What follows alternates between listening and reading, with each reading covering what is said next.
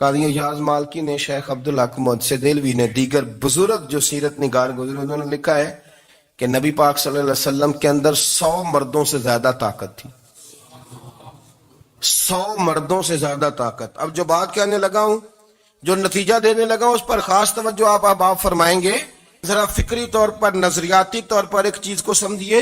ہم سمجھتے ہیں کہ جوان لڑکا ہے جی جو مرضی کرے، عمر ہے جی. آپ ذرا بات پر غور کیجئے گا کہ حضور صلی اللہ علیہ وسلم میں طاقت 100 مردوں سے زیادہ ہے اور حیا کواری لڑکیوں سے بھی زیادہ ہے. ذرا اس بات کا تقابلی جائزہ کیجئے گا کہ طاقت 100 مرد سے زیادہ ہے لیکن حیا کواری لڑکی سے بھی زیادہ ہے. اس کا معنی یہ ہوا کہ جس ٹہنی کو پھل زیادہ لگ جاتے ہیں وہ جھکا کرتی.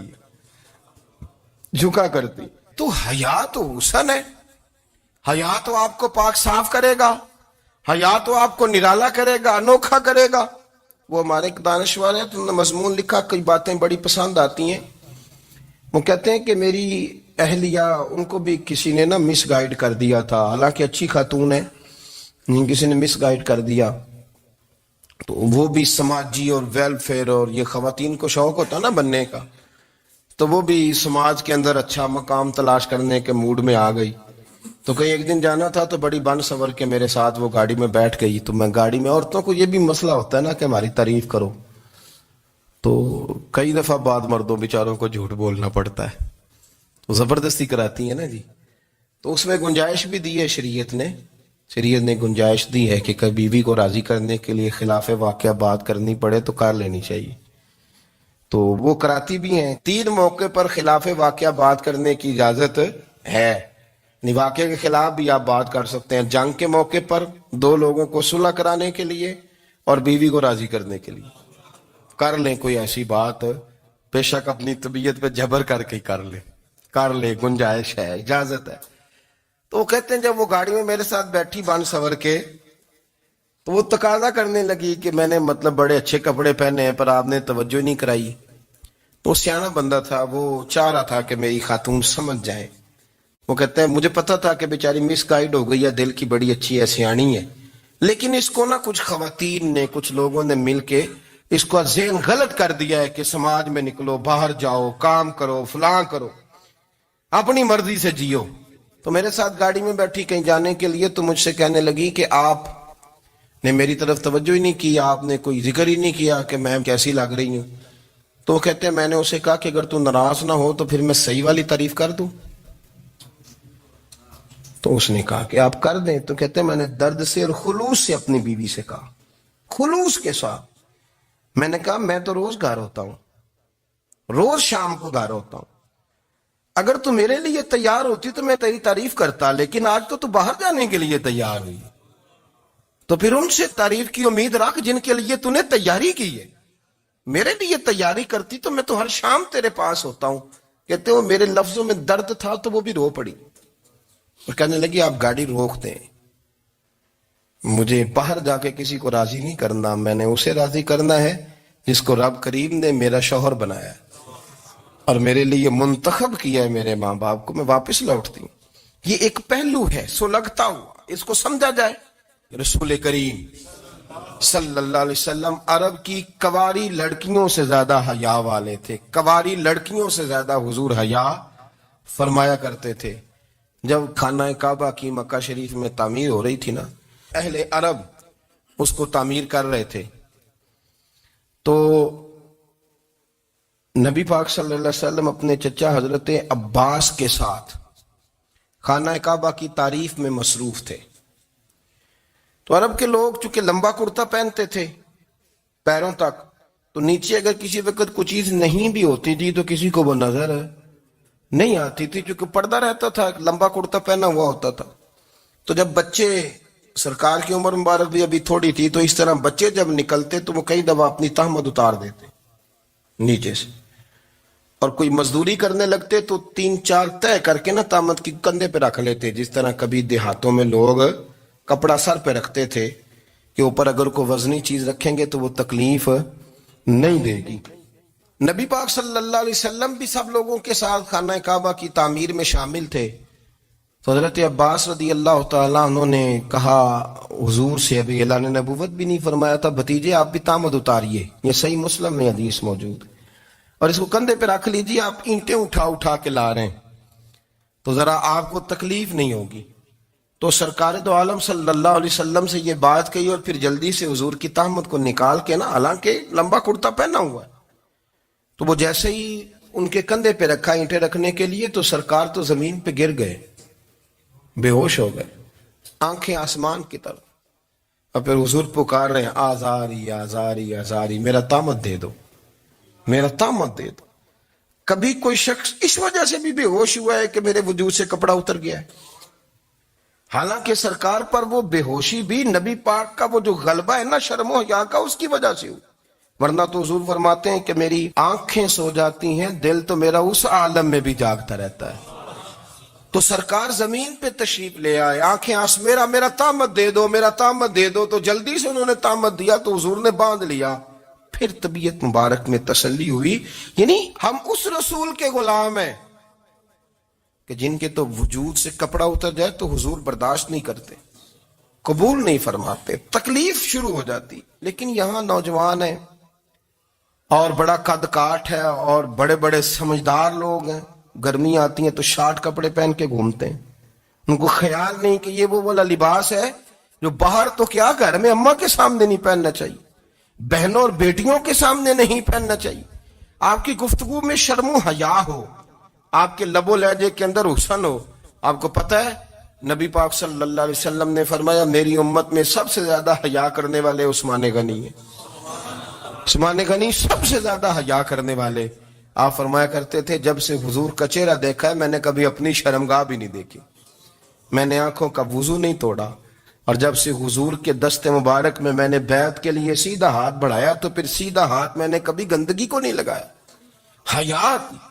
آپ باتھ روم کے اندر بھی غسل فرماتے تھے تو کپڑوں سمیت کرتے تھے. کسی نے کہا حضرت جی واش روم کے اندر کیوں نہیں کپڑے اتارتے؟ آپ فرمانے لگے باہر بندوں سے حیا کرتا ہوں، اندر جاتا ہوں تو رب سے حیا آنی شروع ہو جائے، وہ تو دیکھ رہا ہے نا. تو میں جو بات آپ کی خدمت میں عرض کرنا چاہتا ہوں اس کو آپ سمجھیے گا میرے عزیز، کہ شرم والا مزاج، گفتگو بھی شرم والی، آنکھیں بھی شرم والی، لباس بھی شرم والا، دوستی یاری بھی شرم والی، بہت ساری ایسی باتیں. دیکھیں نا آپ ذرا، میں نے کہا کہ باتوں کو سن کے گزر نہ جایا کریں، اس کی گہرائی پر غور کریں. حضور علم کا سمندر ہے، سرکار سے زیادہ علم دنیا میں کسی کے پاس موجود نہیں ہے، اور صحابہ کو موقع ملا ہوا ہے اس سمندر سے فیض لینے کا. لیکن ان کی حالت یہ ہے کہ حضرت علی المرتضیٰ فرماتے ہیں 14 دن گزر جاتے، حضور سے کوئی سوال پوچھنا ہوتا تھا پر میں شرم کے بارے نہیں پوچھ پاتا تھا. 14 دن بخاری شریف میں موجود ہے. ایک دن نبی پاک صلی اللہ علیہ وسلم نے پوچھا صحابہ سے کہ وہ کون سا درخت ہے جس کے پتے نہیں گرتے، اور وہ درخت اس طرح ہے جس طرح مومن ہوتا ہے. وہ درخت میرے مومن کی طرح بتاؤ. حضرت عبداللہ ابن عمر فرماتے مجھے پتا تھا کہ وہ کھجور کا درخت ہے، لیکن چونکہ ابو بکر صدیق بھی بیٹھے ہیں، عمر فاروق بھی بیٹھے ہیں، مولا علی بھی بیٹھے ہیں، عثمان غنی بھی بیٹھے ہیں، اتنے جید لوگ بیٹھے ہیں، تو مجھے حیا آتی تھی کہ میں کیوں جواب دوں. کہتے سرکار نے کئی دفعہ پوچھا، لوگوں نے کئی اور درخت بتائے، پر فرمایا تمہارا جواب درست نہیں ہے. آپ حیا کے اس پہلو پر غور کریں کہ سوال کا جواب آتا ہے. سوال کا جواب، یعنی مجھے سوال کا جواب آتا اور پھر میں دوں نہ، مجھے بدعزمی نہ ہو جائے گی. یہ کیسے ممکن ہے کہ میری رات گزر جائے، مجھے پتا بھی تھا اور میں نے بتایا نہیں. بہت سارے لوگ آ کے بہت ساری باتیں بتاتے ہیں، بہت ساری باتیں وہ سمجھاتے ہیں، تو ہم غور سے ان کا چہرہ دیکھنے لگ جاتے ہیں، کہتے ہیں یار اس کا تو دعویٰ تھا کہ میں سمجھنے آتا ہوں، تو یہ تو ہمیں سمجھا رہا ہے. چلو الحمدللہ ہم سمجھنے کو تیار ہے. لیکن میرے عزیز پتہ بھی ہے جواب کا، علم بھی ہے، لیکن فرماتے ہیں میری حیا نے مجھے اجازت نہ دی کہ میں جواب دوں. آپ فرماتے ہیں پھر حضور سے صحابہ نے عرض کی کہ یا رسول اللہ آپ ہی بتا دیں وہ درخت کون سا ہے. تو حضور نے فرمایا بھئی وہ کھجور کا درخت ہے. تو آپ فرماتے ہیں میں دل ہی دل میں کہہ رہا تھا کہ الحمدللہ میرا جواب درست ہے. حالانکہ میں نے جواب دیا ہی نہیں. تو لفظوں میں حیا، جملوں میں حیا، آنکھوں میں حیا، اٹھنے میں حیا، بیٹھنے میں حیا، چلنے میں حیا ایک خوبصورت حسن ہے. اور نبی پاک صلی اللہ علیہ وسلم نے فرمایا جب تو بے حیا ہو جائے نا پھر تو آزاد ہے، پھر تو جو مرضی کا، پھر تو جو. اس لیے بزرگ جب کسی کو بے حیا کہتے تھے نا، اللہ اکبر، اور جب کسی کو کہتے تھے نا یہ بے حیا ہے تو لوگ سمجھتے تھے کہ کوئی ہلکی سی بات کر دی، لیکن ان کا معنی یہ ہوتا تھا کہ بس بھائی اب اس کے ساتھ کوئی کلام کرنے کی ضرورت ہے، اس کو اب اصلاح کی ضرورت نہیں، یہ بے حیا ہے. کیا معنی؟ کہ اب یہ جو اس کے دل میں آئے گا وہ کرے گا، جو اس کی طبیعت چاہے گی وہ کرے گا، اب یہ کسی پہلو بھی قابو آنے کو تیار بے حیا ہو گیا. بے حیائی بہت بڑا عیب ہے. اور جو لوگ کہتے ہیں کہ ہمیں بالکل آزادی ہونی چاہیے، ہمارا اپنا جسم ہے تو ہماری اپنی مرضی چلے گی. ایک وزیر صاحب ہے، پتہ نہیں میں ان کو جانتا تو نہیں، انہوں نے سینٹ میں تقریر کی ہے، میں نے ان کی بات سنی ہے. اس نے کہا نہیں بھائی، جسم رب کا ہے تو مرضی بھی تو رب کریم کی چلے گی، اور مرضی بھی اللہ کی. یہ مجھے تھوڑا سا مسئلہ ہے جسم پر، کبھی کبھی مجھے کثرت سفر سے الرجی ہو جاتی ہے. میرے ساتھ لوگ نا دل سے پیار کرتے ہیں. شاید ہی کوئی اچھا ڈاکٹر ہو جس تک میرے سنگی مجھے لے کے نہ گئے ہوں، پر جسم اللہ کا ہے نا، مرضی بھی جب وہ چاہے گا صحت دے گا. کیوں کچے کاموں میں لوگ پڑ گئے، کیوں غلط لوگ سوچ میں پڑ جاتے ہیں؟ یہ اسی کا ہے. اور جب وہ چاہے گا، آپ اس بات کو اچھے طریقے سے سمجھ لیں کہ جو اپنی مرضی چوکوں چوراہوں میں کر رہے ہوتے ہیں نا، جو مرضی گند مند، وہ جانور ہوتے ہیں، وہ جانور ہوتے ہیں جو نہ چوک دیکھتے ہیں نہ گلی دیکھتے ہیں، نہ انہیں پتہ ہوتا ہے کہ جگہ کون سی ہے. وہ انسان، میں نے کہہ دیا جو میں نے کہنا تھا، میں نے کہہ دیا، وہ جانور ہوتے ہیں. اور جو کچھ انسان ہوتے ہیں نا، ان کے اندر کچھ نہ کچھ پھر شرم حیا بھی ہوتی ہے. وہ چوکوں چوراہوں میں وہ حرکتیں اور وہ کام نہیں کرتے جو جانور کرتے ہیں. ان کے لیے بڑے پردے ہوتے ہیں، ان کے لیے بڑی باتیں ہوتی ہے، ان کے لیے بڑا کچھ ہوتا ہے. جو بالکل آزاد ہو جائے، کوئی پتہ نہ ہو کس وقت کیا کہنا ہے کیا کرنا ہے، تو پھر وہ دائرہ انسانیت سے خارج ہو جاتا ہے. ہم آپ کو کیا دعوت دیں؟ آپ تو وہ باتیں کر رہے ہیں جو اسلام کا انسانیت کے حق میں بھی ٹھیک نہیں. آپ تو وہ والی باتیں کر رہے ہیں جن کا انسانیت بھی تقاضا نہیں کرتی کہ یہ باتیں ہونی چاہیے. لیکن ایک بات، میں تو جذباتی نہیں ہوتا، میں بڑے غور سے چیزوں کو دیکھتا ہوں، سنتا ہوں.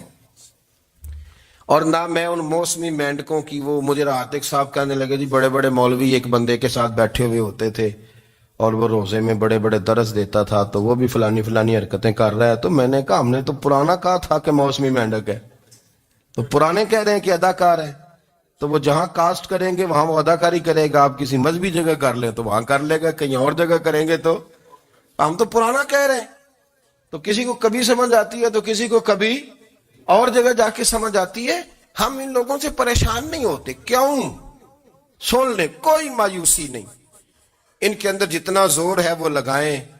یہ ملک بنا ہے رسول اللہ کے نام پہ، یہ اللہ نے تحفہ دیا ہے امت مسلمہ کو. یہ نبی پاک کے نام پہ بنا ہے تو یہاں جھنڈا بھی وہی والا بلند ہونا ہے جو مدینے والے رسول کا جھنڈا ہے، اور یہاں وہی کام چلے گا جو نبی پاک نے بیان فرمایا. تو اس طرح کئی لوگ آتے ہیں، وہ شور شار کرتے ہیں، چلے جاتے ہیں. اتنے نہ پریشان ہوا کریں. بہت سارے لوگ تو بیچارے اس قابل بھی نہیں ہے کہ ان کا نام لیا جائے. مطلب اتنا ہم ان کو اہمیت دے دیں، ان کا ذکر کریں، ان کا نام لیں، ان کی بات کریں، وہ بیچارے اس قابل ہی نہیں ہے. مطلب سٹیٹس ہی نہیں ہے ہمارا. اتنے فارغ ہیں ہم کہ اب جو بندہ آئے گا کہانی چھیڑے گا تو ہم چھیڑ جائیں گے. اور بھائی اللہ کا فضل ہے الحمدللہ تعالی، لوگوں نے بڑا شور کیا اور بڑے زمانے سے دنیا شور کر رہی ہے، پر اللہ کے گھر مسجدیں بھری ہوئی ہیں. یہ جو بچیوں کو بچے مس گائیڈ کرتے ہیں، انہیں بڑے بڑے خواب دکھاتے ہیں، وہ بیچاری ماں باپ کو چھوڑ کے، بہن بھائی کو چھوڑ کے اس کے ساتھ شادی کرتی ہے. پھر جو اس کا بعد میں حشر ہوتا ہے، آپ ادلیاں نو سردار پہن تکے تے شرما والیاں نو جھوٹے ڈولیاں دے. پھر وہ بیچاری ماں باپ رکھتے نہیں، وہ ظلم کرتا ہے تو کتنی بڑی تکلیف میں وہ بچی آ جاتی. نازک شیشی ہوتی ہے نا تو ٹوٹ جاتی. یہی حال اب جدید خواتین اور یہ جو کچھ اینکر پرسن ہیں، یہ اصل میں نا یہ آپ کو سیاست سکھاتے ہیں، لیکن یہ مادر پیدر آزاد لوگ ہیں، بالکل آزاد۔ یہ تو علماء شور نہ کریں، بات نہ کریں، گفتگو نہ کریں، مشائخ بات نہ کریں، اور یہ جو کچھ سنجیدہ اور دینی طبقہ ہے یہ کوئی شور نہ کرے، یہ تو روڈوں پہ ننگے ہو کے آ جائیں معاذاللہ۔ خوفناک نظریہ رکھتے ہیں یہ لوگ۔ عورت کو کہتے ہیں تیرے حقوق ہم تجھے لے کے دیں گے، مثلاً وہ کون سا حق ہے جو تم نے لے کے دینا ہے؟ میرے نبی کریم صلی اللہ علیہ وسلم اس کو بیٹی بھی بنایا ہے، اس کو بہن بھی بنایا ہے، اس کو ماں بھی بنایا ہے، اسے بیوی کا عالی شان رتبہ بھی عطا فرمایا ہے۔ اور چونکہ بیٹی کا بھی حق بڑا بیان کیا جاتا ہے، بہن کا بھی، ماں کا بھی، اور بیوی کے معاملے میں لوگ سمجھتے ہیں کہ زیادہ بات نہیں کرنی چاہیے، شاید مسئلہ خراب ہو جائے۔ حالانکہ نبی پاک صلی اللہ تعالی علیہ وسلم نے بیوی کے بارے میں پتہ کیا فرمایا؟ فرمایا جب تم نکاح کر لیتے ہو تو اپنا ایمان محفوظ کر لیتے ہو۔ اب میں اس کی شرح نہیں کرتا، اب خود کر لیجئے گا کہ وہ ایک ایسی شخصیت ہوتی ہے کہ جس کی موجودگی میں آپ کا ایمان محفوظ ہے۔ اب میں نہیں سمجھتا کہ اس سے بڑی بات کوئی اور ہو سکتی ہے، جس کی موجودگی میں آپ کا ایمان، اور بھئی یہ حدیث پاک عرض کر رہا ہوں، نکاح جب کوئی کر لے تو اس نے اپنا ایمان مکمل کر لیا۔ اس کا معنی یہ ہوا کہ آپ کا ایمان محفوظ ہے اس کی موجودگی میں، تو اس سے زیادہ بھی، یعنی ایمان سب سے قیمتی چیز ہے نا، تو اس کے محفوظ ہونے کی وجہ حضور نے نکاح بیان کر دی۔ تو اب میرا خیال ہے بیوی اگر کوئی اس سے بڑا حقوق مانگے گی تو بیوقوفی کرے گی۔ اتنا بڑا درجہ نبی کریم نے اسے عطا کر دیا، اتنا بڑا مقام دے دیا کہ تو خاوند کے ایمان کے محفوظ ہونے کا ذریعہ بن گئی ہے۔ عورت کو جو حقوق رسول کریم صلی اللہ تعالی علیہ وسلم نے عطا فرمائے، نبی پاک نے جو حقوق دیے، دیکھیں نا، حضرت عبداللہ ابن عمر رضی اللہ تعالیٰ عنہ کی اہلیہ بیمار تھی، تو جلدی جلدی سے وہ آئے، تو جب بہت جلدی ہو، سفر بڑا شدید تھا، تو آپ نے جلدی سے نماز ادا کی، جلدی سے چلے۔ آپ کے خادم کہنے لگے حضور خیریت ہے؟ فرمایا میری بیوی بیمار ہے۔ تو اس نے عرض کی حضور آپ کی اہلیہ بیمار ہے، تو آپ نے نماز بھی جلدی سے پڑھی، سفر بھی جلدی جلدی کیا۔ تو فرمانے لگے یہ وہ چیزیں ہیں جو ہمیں مدینے والے رسول نے سکھائی۔ آپ اس کیفیات کو سمجھیں کہ حضور صلی اللہ علیہ وسلم نے درس دیا۔ اور پھر ایک اور بہت بڑی بات، یہ فضیلت کسی اور کو نہیں دی، جو عورت کو حضور نے فضیلت دی، یہ فضیلت کسی اور کو نہیں دی۔ کبھی حضور نے فرمایا کہ تمہارا ابا تمہارے ساتھ بہت سخت رویہ کرے تو تم نے اس کو اس سختی پر داد دینی ہے؟ فرمایا چلو اگر وہ زیادتی بھی کرے تو تم نے اس کے ساتھ سلوک اچھا ہی کرنا ہے۔ لیکن آپ ایک بات کو سمجھے نا کہ بچے کے بارے میں، بیٹے کے بارے میں، بیٹی کے بارے میں فرمایا 10 سال کے ہو کے نماز نہ پڑھے تو سختی کرو، تمہارا ڈنڈا بھی لٹکنا چاہیے۔ بہت ساری جگہوں پہ بہت سارے لوگوں کے لیے سختی کا حکم دیا، لیکن عورت کے لیے حضور نے جو جملے کہے، اصل میں ہم سمجھتے ہیں کہ یہ ایک بات ہے، مشہور ہو گئی ہے روایت حدیث، تو بس اس کے پس منظر پر اور جملوں کے حسن پر شاید معاذ اللہ غور کرنے کی ضرورت نہیں۔ ذرا اس لفظ کی تاثیر پر غور کریں۔ حضور نے فرمایا عورت ٹیڑھی پسلی سے پیدا کی گئی ہے، یہ ٹیڑھی ہے، کو سیدھا کرنے کی کوشش کرو گے تو ٹوٹ جائے گی۔ تو حضور پھر ہمارے لیے حکم کیا ہے؟ فرمایا جیسی ہے تم اسی کے ساتھ نبھا کرو۔ آپ سمجھیں کہ اتنا محفوظ حضور نے درجہ دے دیا بی بی کو، اتنا محفوظ کہ فرمایا غلطی بھی ہو تو میرے غلاموں تم اس کے ساتھ نبھا کرو، گزارا کر لو۔ کو کیا اور حق چاہیے عورت کو، جس کو اس کی غلطیوں سمیت نبی پاک نے قبول کرنے کا حکم دے دی کہ اس کی کمزوریوں سمیت قبول کر لو۔ اب اس کو اور کیا، کوئی کمزوریوں سمیت قبول کرتا ہے؟ کبھی آپ دکان پہ بیٹھے ہو تو آپ کہیں بھی اس میں یہ بھی غلطی، میرے مال میں یہ بھی کمزوری ہے، یہ بھی کمزوری ہے، یہ بھی کمزوری ہے، تو کر لے قبول؟ کرتا ہے کوئی؟ کوئی شخص ایسا ہو جو کسی چیز کی کمزوریاں بیان کر کے کہ اسے قبول کرو؟ پر رسول کریم صلی اللہ تعالی علیہ وسلم نے نا ہمیں سبق دیا، حضور نے ہمیں درس دیا، نبی پاک نے ہمیں پیغام دیا۔ فرمایا یہ ٹیڑھی ہے، سیدھی کرنے کی کوشش کرو گے تو بیچاری ٹوٹ جائے گی، تو اس کے ساتھ نبھا کر جاؤ۔ آپ میری بات کو سمجھیے گا۔ چلے میں اس پر ایک اور بخاری مسلم کی حدیث پڑھتا ہوں۔ حضرت سلمان فارسی رضی اللہ تعالیٰ عنہ اور حضرت ابو دردہ کے درمیان بھائی چارہ تھا۔ مکے سے مدینے جب لوگ آئے تو حضور نے بھائی بھائی بنایا تھا، ان کے درمیان بھائی چارہ تھا، تو ابھی پردے کی آیات نازل نہیں ہوئی تھیں تو لوگ ایک دوسرے کی طرف جاتے تھے۔ حضرت سلمان فارسی رضی اللہ تعالیٰ عنہ حضرت ابو دردہ رضی اللہ تعالیٰ عنہ کے گھر میں تشریف لے گئے تو دیکھا کہ ان کی بیوی بڑی غمگین بیٹھی ہیں۔ تو ہم نے فرمایا بہن کیا ہوا؟ تو کہنے لگی تمہارے بھائی کو دلچسپی کوئی نہیں رہی، ہر روز روزہ رکھ لیتا ہے اور ساری ساری رات نفل پڑھتا ہے۔ حضرت سلمان فارسی کہنے لگے ٹھیک ہے کر لیتے ہیں بندوبست۔ نماز دین ہے کہ نہیں؟ دین ہے نا یہ چیزیں۔ لیکن حضرت سلمان فارسی جناب ابو دردہ سے کہنے لگے آج میں نے تیرے گھر میں رہنا رات کو، کیونکہ وہ تو ساری رات نماز پڑھتے تھے، نفل پڑھتے تھے۔ انہوں نے کہا ٹھیک ہے، ایک بستر لا کے بچھا دیا حضرت سلمان فارسی کے لیے۔ سلمان فارسی فرمانے لگے دوسرا بھی لا۔ کہا وہ کیا کرنا ہے؟ فرمانے لگے تو نے بھی سونا ہے، میں نے بھی سونا ہے، تو نے بھی سونا ہے، عشاء پڑھیں گے اور پھر دونوں سوئیں گے۔ کہا میں نے تو نماز پڑھنی ہے۔ فرمایا تہجد کے وقت اٹھ کے پڑھیں گے، اللہ کے رسول بھی رات آخری حصے میں جا کے نماز پڑھتے۔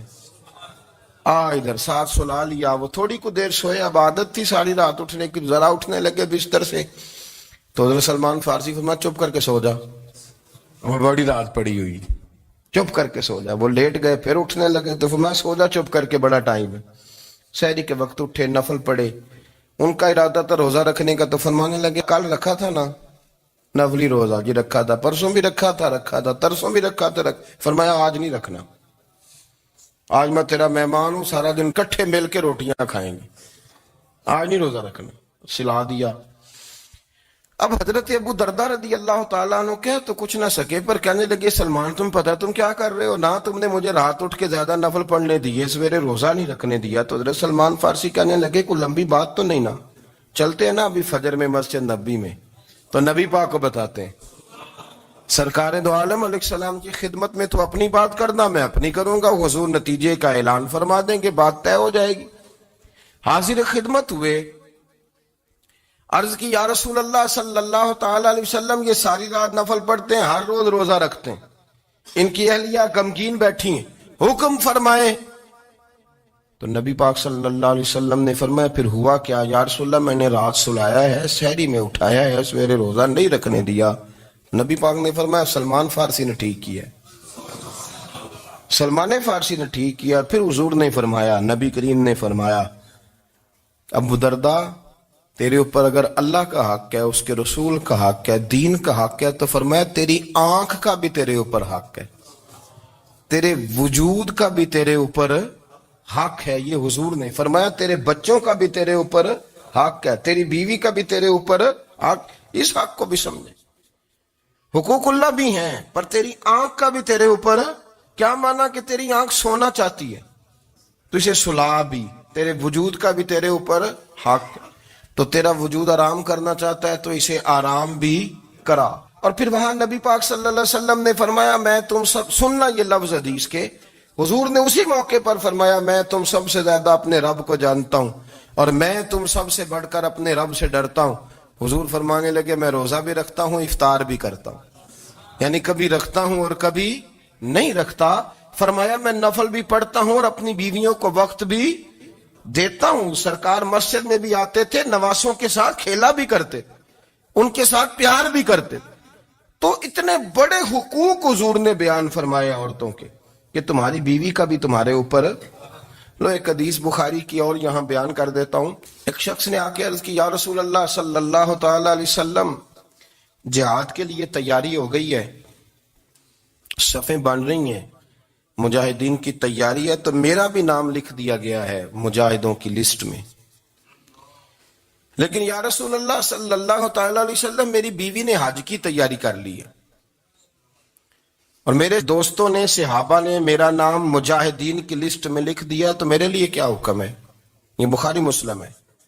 تو نبی پاک صلی اللہ تعالی علیہ وسلم نے فرمایا جہاد پہ کوئی اور چلا جائے گا تو بیوی کے ساتھ حج کرنے جا، اسے محرم کی ضرورت ہے، وہ تیرے بغیر کیسے جائے گی؟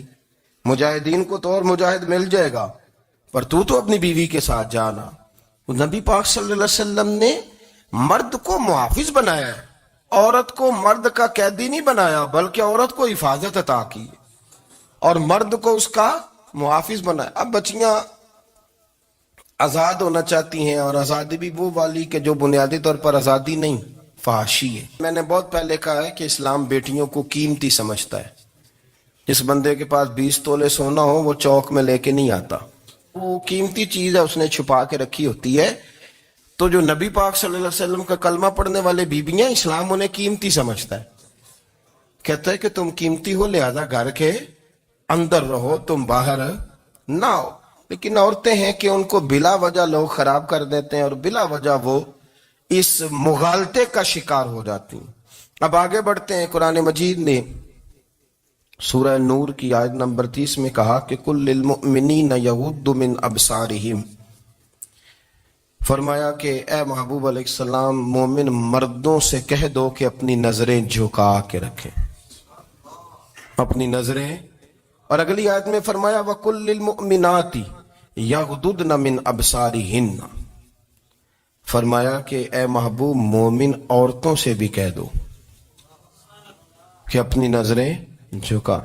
مرد بھی اپنی نظر جھکا کے رکھے گا عورت کی طرف, لیکن یہ ساری پابندی صرف مرد پر نہیں, عورت بھی غیر محرم کا چہرہ نہیں دیکھے گی, اس پر بھی اسی طرح نظر جھکانے کا حکم ہے جس طرح کے وہ ہر دکاندار کو بھائی جان کہہ کے گفتگو کرنے کی اس کو بھی اجازت نہیں ہے کہ وہ سمجھے کہ پابندی تو مرد نے کرنی تھی, میں نے تھوڑی کرنی تھی.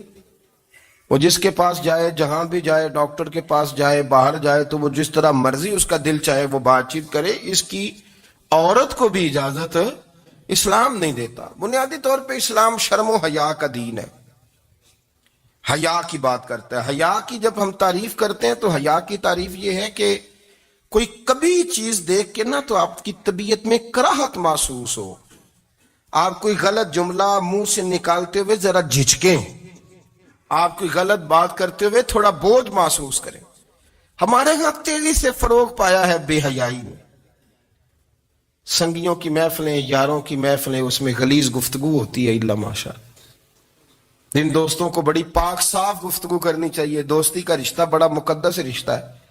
جو یہاں ایک دوسرے سے پیار کریں گے جنت میں بھی اکٹھے داخل کیے جائیں گے. شرط یہ ہے کہ پیار اللہ رسول کی رضا کے لیے ہو, لیکن اس کے اندر اگر آپ کی گفتگو کچی ہو, کمزور ہو, فحاشی والی ہو, عریانی والی ہو. وہ ہمارے ہاں تو اب اس کو لوگ فیشن سمجھتے ہیں, اس کو مردانگی کی علامت سمجھتے ہیں کہ وہ جی ساری باتیں جی وہاں ہو گئیں اور جس کا جو جی چاہا اس نے کہا. آپ جب حیا کے دائرے میں ہوتے ہیں تو آپ خود بھی سکون محسوس کرتے ہیں. دیکھیں نا, آپ کو نیند سکون سے کہاں آتی ہے؟ جہاں کمرہ بند ہو, چاروں جانب دیوار ہے, اوپر چھت ہے, خالی دروازہ بھی کھلا ہوا ہونا تو جب بندہ سکون لینا چاہتا ہے تو کہتا ہے یار ذرا دروازہ ذرا بند کر دو. وہ اچھی طرح اپنے آپ کو چھپا لیتا ہے نا حیا کے پردے میں, تو اللہ اسے سکون عطا کرتا ہے. اور جو اس سے بھی زیادہ ٹھنڈی نیند میں جانا چاہتا ہے وہ کہتا ہے لائٹ بھی بند کر دو. اب وہ مکمل طور پہ سمجھتا ہے کہ میں چاروں جانب سے چھپ گیا ہوں, اگر میں کھل کے بھی سو جاؤں گا تو میرا چونکہ پردہ قائم ہے تو مجھے کوئی دشواری نہیں ہوگی. آپ جب چھپ جاتے ہیں, جب آپ حیا کے اندر سمٹ جاتے ہیں, جب آپ چادر کے اندر آ جاتے ہیں تو آپ بہت ساری جگہوں پہ آسانی محسوس کرتے ہیں. تو حیا تو آپ کو سکون دیتی ہے, حیا تو دل کو راحت دیتی ہے.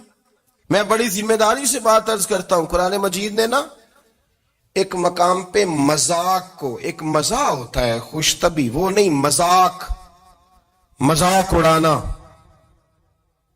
قرآن پاک نے نا مذاق کو ایک جگہ پہ جاہلوں کا طریقہ بھی قرار دیا ہے. بنی اسرائیل کے لوگوں سے حضرت موسیٰ نے کہا کہ گائے ذبح کرو اور ایک ٹکڑا مقتول کو مارو, زندہ ہو کے خود بتا دے گا مجھے کس بندے نے قتل کیا. تو کہنے لگے آپ ہمارے ساتھ مذاق کر رہے ہیں. تو قرآن مجید کہتا ہے کہ حضرت سیدنا موسیٰ علیہ السلام فرمانے لگے اعوذ باللہ ان اکون من الجاہلین, فرمانے لگے میں اللہ کی پناہ مانگتا ہوں کہ میں جاہلوں میں سے ہو جاؤں. یہ مذاق کرنا تو جاہلوں کا طریقہ ہے.